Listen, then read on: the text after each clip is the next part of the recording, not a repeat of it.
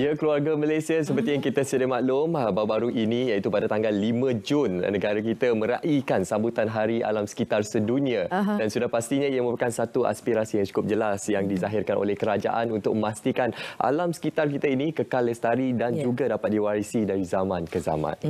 Baik, dan kita akan bersama dengan, iaitu saya kenalkan Datuk Mansur Othman yang akan bercerita tentang Hanya Satu Bumi, iaitu merupakan Timbalan Menteri Alam Sekitar dan Air. Assalamualaikum, Datuk. Waalaikumsalam warahmatullahi. Alhamdulillah, Datuk. Alhamdulillah. Kami cukup berbesar hati kerana dapat bersama dengan Datuk pada pagi ini. Dan pastinya Datuk, tema yang diangkat untuk sambutan Hari Alam Sekitar Sedunia pada tahun ini ialah Only One Earth, Hanya Satu Bumi. Jadi mungkin Datuk boleh kongsikan apa antara nilai yang boleh kita pelajari daripada tema yang diangkat ini, Datuk. Okay. Assalamualaikum warahmatullahi wabarakatuh.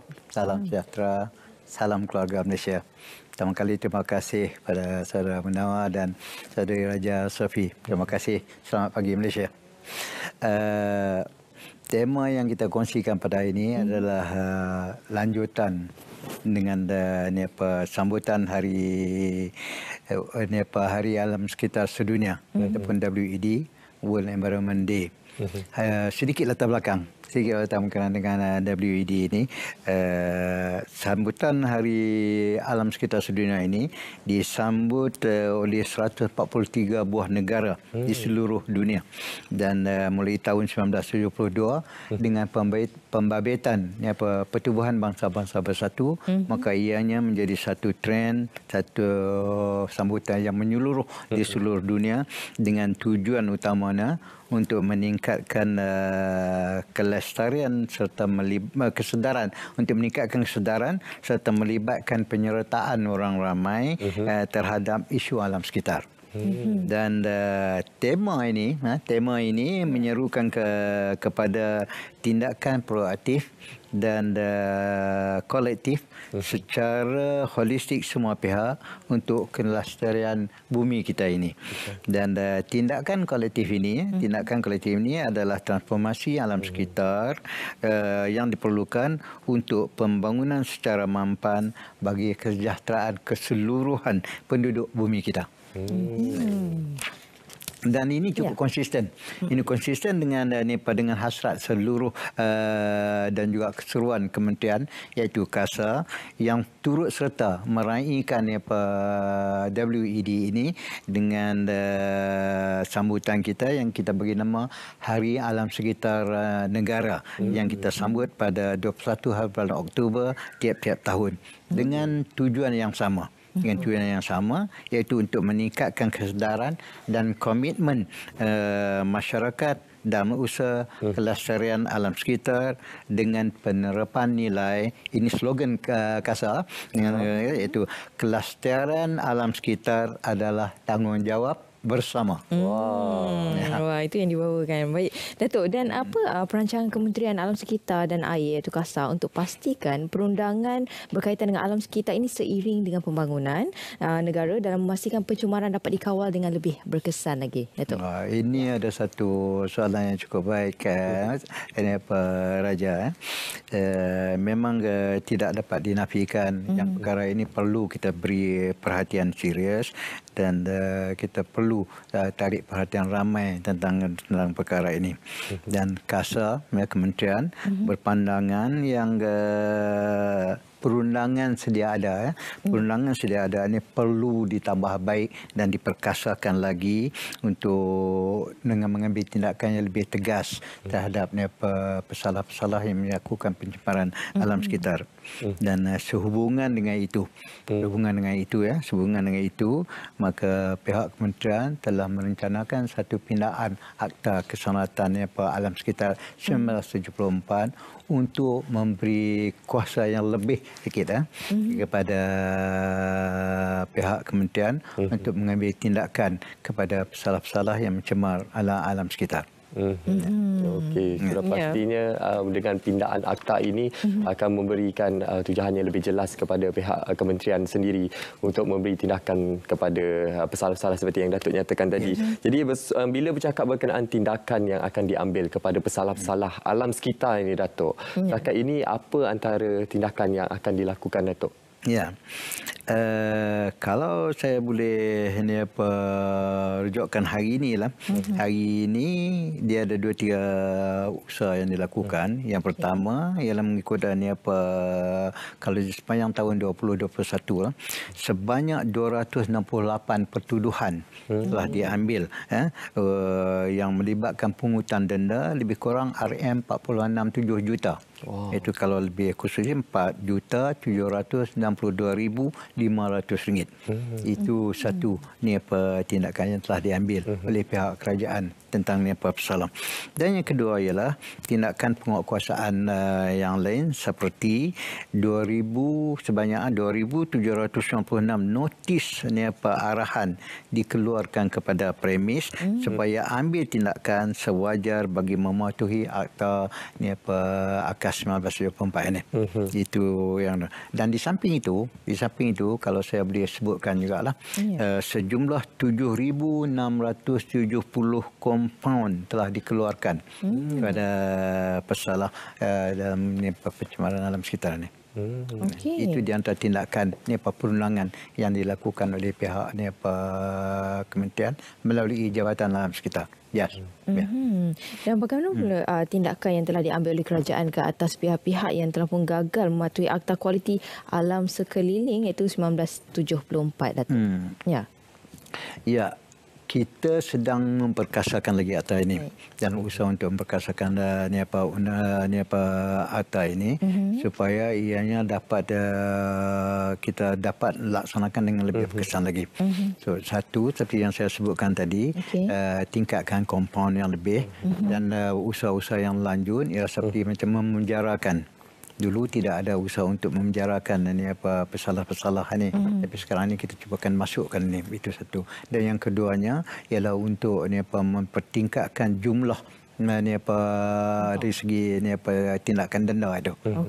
Kalau dulu sedikit sangat denda jadi orang rasa ambil mudah ambil mudah dalam perkara ini. So sekarang ni kita ni apa tingkatkan ni apa jumlah dendaan dan yang lebih ini lagi kita juga usaha untuk memenjarakan. Maknanya boleh dipenjara kesalahan ini, penjarakan. So ini di antara langkah-langkah tegas lah yang sedang dirancang dan dirangka, dan saya betul-betul berharap yang ni apa pindahan undang-undang ini selepas yang diluluskan akan dapat dilaksanakan dengan lebih berkesan lah lagi. Dan sehubungan dengan itu juga kita juga berharap yang ia dapat laksanakan dengan kerjasama kesemua agensi yang terlibat dalam ni apa melaksanakan ni apa akta ini. Iaitu untuk memperkasakan ni apa enforcement, penguatkuasaan dengan penglibatan pelbagai pihak. Baik Datuk, sudah pasti dengan tindakan undang-undang yang tegas dan juga penguatkuasaan yang berterusan yang dilakukan oleh pihak kementerian untuk memastikan tiada lagi kejadian pencemaran alam sekitar yang berulang seperti sebelum ini, pencemaran Sungai Kim Datuk. Ya, kita harap sudah pasti Datuk, kita melihat situasi semasa global pada ketika ini kita mengalami perubahan iklim Datuk. Dan pastinya itu merupakan satu cabaran besar bukan sahaja buat negara kita, malah juga bagi kesemua negara di peringkat global. Jadi bagaimana usaha ataupun tindakan proaktif dan juga mitigasi daripada pihak kerajaan untuk memastikan persediaan kita ke arah perubahan iklim ini? Mungkin ada persediaan ataupun tindakan jangka pendek ataupun jangka panjang dalam hal ini, Datuk? Ya, isu perubahan iklim ini ataupun climate change ini memang menjadi perhatian bukan saja di negara kita, malah di seluruh dunia. So kita, negara kita Malaysia ini, kita turut serta juga dalam isu ini dengan terutama sekali baru-baru ini Yang Berhormat Menteri dan juga Yang Berhormat Perdana Menteri pun dalam ni apa convention alam sekitar dunia ataupun COP26 yang adakan di Scotland. Jadi di situ dan juga selepas balik daripada komisen ini, kita telah menyatakan nombor satu yang kita ni apa kita kemaskini. Kita kemaskini kena ikrar komitmen negara terhadap ni apa isu perubahan sekarang ini pada tahun 2021 Dan apa dia ikrar kita gitu iaitu kita untuk ni apa pertingkatkan ini apa tujuan kita, tujuan untuk ini apa perubahan alam sekitar ini daripada peratusan, tingkatkan peratus penglibatan kita dalam ini apa dalam perubahan iklim ini. Itu yang pertama. Dan yang keduanya ialah kita memperkemaskan atau memperkasakan apa tak ada urus perubahan iklim ini dengan kerajaan sendiri di bawah yang dipengurusikan oleh Yang Berhormat Perdana Menteri dan mewujudkan satu jawatankuasa yang dipanggil MYCAC dan yang dipengurusikan sendiri oleh ini apa Yang Berhormat Perdana Menteri. So itu dalam usaha kita untuk memperkasakan lagi tindakan kita dalam perubahan iklim. Kalau saya boleh ni apa rojok sikitlah, kalau saya boleh rojok sikit tentang perkara ini sebab ianya agak ni apa mustahak sikit dalam isu ini ya. Isu ini apa perubahan iklim ini. Satu, kita sedang merangka ni apa yang kita sebut ni apa National Adaptation ni apa Plan dengan memberi perhatian kepada beberapa perkara pokok. Yang pertama ialah tentang keselamatan air dan sumber air. Yang kedua tentang pertanian dan keselamatan makanan. Yang ketiga infrastruktur tenaga dan persekitaran terbina termasuk bandaraya. Dan yang keempatnya perhutanan dan biodiversity. Dan kelima tentang kesihatan awam. Ini merupakan trust yang jadi ini apa plan tindakan ni apa adaptasi kebangsaan. Ini perlu betul dengan perubahan iklim ni apa sekarang ini. Dan seperti yang saya sebutkan tadi yang MyCAC juga yang MyCAC juga yang dipengurusikan oleh Yang Amat Berhormat Perdana Menteri sendiri. Ini merupakan platform yang tertinggi, platform tertinggi yang melibatkan dan apa semua agensi dan juga kerajaan negeri. Kerajaan persekutuan dan juga kerajaan negeri ya. Ini kita perlu ini sebab ni apa perlu penyelagaman ni apa polisi dan juga ni apa tindakan ni apa bersama di peringkat negeri. Dan kita juga sedang membangunkan Akta Perubahan Iklim Negara di bawah rancangan Malaysia, ke-12. Itu di antara yang dilakukan lah. Ya. Baik, itu dari segi perubahan iklim. Jadi apa antara langkah-langkah yang diambil lah oleh pihak KASA sendiri untuk memastikan kelestarian alam dan juga memastikan bumi kita dalam keadaan yang baik lah. Jadi mungkin sedikit saranan lah daripada Datuk sendiri kepada mereka luar sana untuk sama-sama kita mengambil tempat untuk menjaga bumi kita supaya sama-sama kita dapat hidup dalam keadaan yang lebih sejahtera dan lebih lestari. Ini saya nak rujuk kepada kenyataan yang dibuat oleh Yang Amat Perdana Menteri baru ini lah. Itu tentang empowering the community berkenaan dengan penglibatan masyarakat umum. Jadi tujuan kita ialah untuk mempertingkatkan kesedaran masyarakat dan penyertaan mereka dalam usaha kita untuk melestarikan alam sekitar ini. So dalam hal ini saya ingin tarik balik perhatian kita kepada moto ataupun slogan WED ini, iaitu hanya satu bumi. Maknanya bumi ini adalah milik kita bersama. Betul. Jadi adalah tanggungjawab kita bersama. Dan ini selari dengan hasrat kementerian. So penyertaan masyarakat ini dalam itu dan empowering the community ini untuk memperkasakan komuniti seperti yang disarankan oleh Yang Berhormat Perdana Menteri ada beberapa aspek. Aspek pertama ialah untuk masyarakat digalakkan untuk melapor kegiatan-kegiatan. Umpamanya macam kita sebut tadi pencemaran alam sekitar. Dan bukan saja takat melapor, kita juga ambil usaha untuk mencegah kejadian perkara itu berlaku dan seterusnya mengambil bahagian yang lebih aktif lagi dalam program-program yang dianjurkan oleh masyarakat, oleh kerajaan terutama di peringkat setempat. So apa dia program-program ini? Program-program kemasyarakatan ini, program-program ini seperti yang dilakukan oleh Yang Muhammad sebut tentang kebun komuniti. Yang Muhammad sebut tentang kebun komuniti atau program. Kita di kementerian ada beberapa program lain. Umpamanya seperti kudah, iaitu kita kutip sampah sambil beriadah. Itu kita menggalakkan ramai penyertaan daripada masyarakat umum, daripada kalangan belia, daripada penuntut, daripada NGO supaya terlibat dalam program ini. Dan satu lagi program yang kita laksanakan ialah program Dinas Sungai Kebangsaan. Itu untuk menjaga kebersihan dan supaya sungai-sungai kita tidak tercemar. Supaya kita dapat membekalkan air yang lebih bersih, lebih selamat dan mencukupi kepada rakyat kita.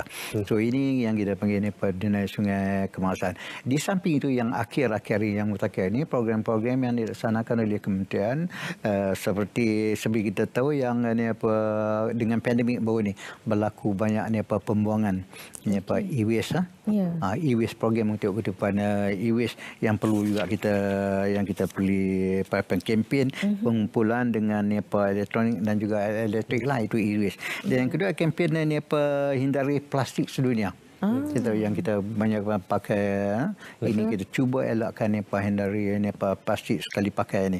Dan banyak negeri dah pun telah melaksanakan program itu, umpamanya seperti di Pulau Pinang dan juga di Selangor. Dia charge untuk satu plastik cukup mahal sekarang ni. Dah RM1 lah di Pulau Pinang. Dah RM1. Ya, itu dah lebih dah itu. Kemudian kempen penghijauan bumi. Ini tu kita menggalakkan tanaman pokok. Macam minggu lepas umpamanya saya sendiri terlibat di kawasan Pulau dengan pihak NGO dengan beliau prihatin yang dengan Jabatan Alam Sekitar untuk kita kempen tanam pokok. Ini kita lancarkan yang baru ni.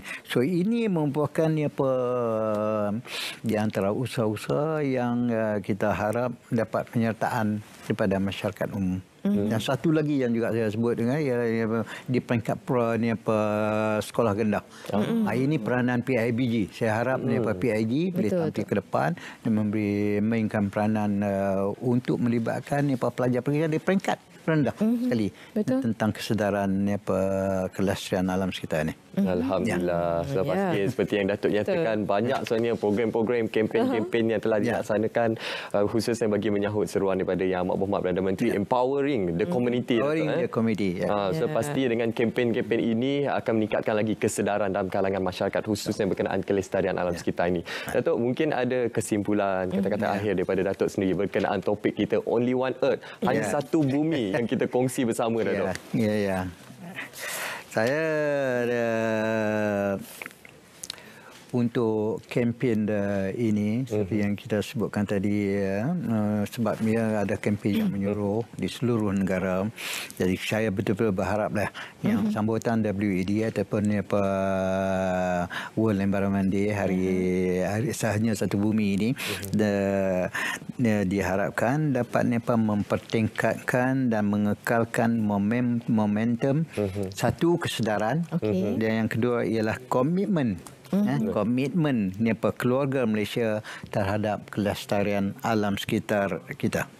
So itu harapan kita dan dengan ini selaras dengan slogan kementerian iaitu alam sekitar adalah tanggungjawab bersama. Maka marilah kita bersama-sama dengan kerajaan untuk menjamin kelestarian alam sekitar. Itu harapan.